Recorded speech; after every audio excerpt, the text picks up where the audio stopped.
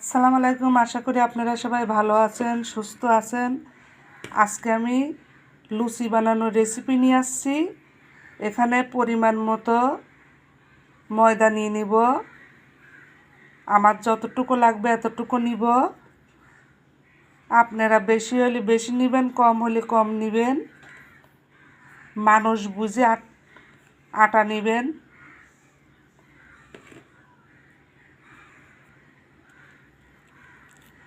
এখন দিয়ে দিব স্বাদ মতো লবণ,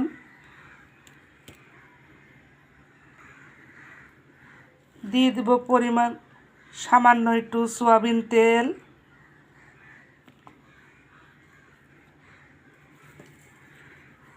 দিয়ে ভালোভাবে শুকনা উপকরণটা তেলের সঙ্গে লবণের সঙ্গে মিক্স করে নিব।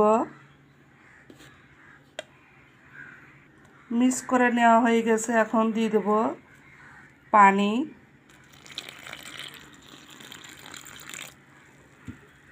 পানি দিয়ে অল্প অল্প করে দিব আর মেখে নেব।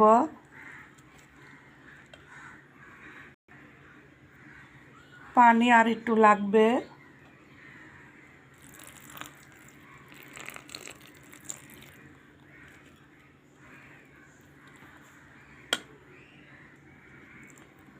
দেখেন মেখে নেওয়া হয়ে গেছে। এখন আমি এটা হাত দিয়ে 15 মিনিট ভালোভাবে মুথে নেব, কারণ যত বেশি মুথে নেব হাতের সাহায্যে লুচি অতই ফুলকো হবে। ভালোভাবে আটাটা মেখে নিছি 15 মিনিট ধরে। এখন আমি আটাটা ভাগ করে নিব। এখানে আমি 5 ভাগে ভাগ করে নিয়ে হাতের তালুর সাহায্যে গোল করে নিছি।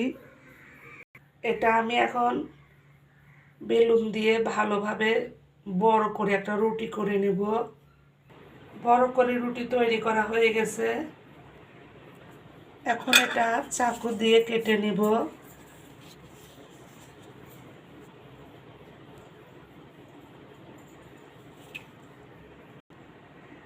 মাঝখান দিয়ে কেটে নেওয়া হয়ে গেছে। এখন আর একটা কাটা দিয়ে দিব।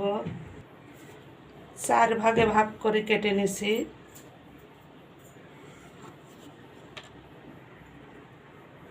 দেখুন, একটা রুটি তৈরি করে 4টা লুচি বানাই নিছি 3 কোণাচে করে।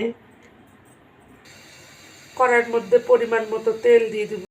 তেল দিয়ে দিছি। তেল এদিকে গরম হোক, আমি বাকি লুচি যেগুলো বাদ আছে এগুলো বানাই নিব। তেল গরম হয়ে গেছে, লুচি দিয়ে দিব।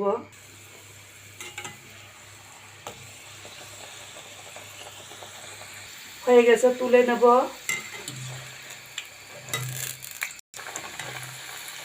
আরও একটা দিয়ে দিলাম। এরকম করে সবগুলো ভেজে নেব।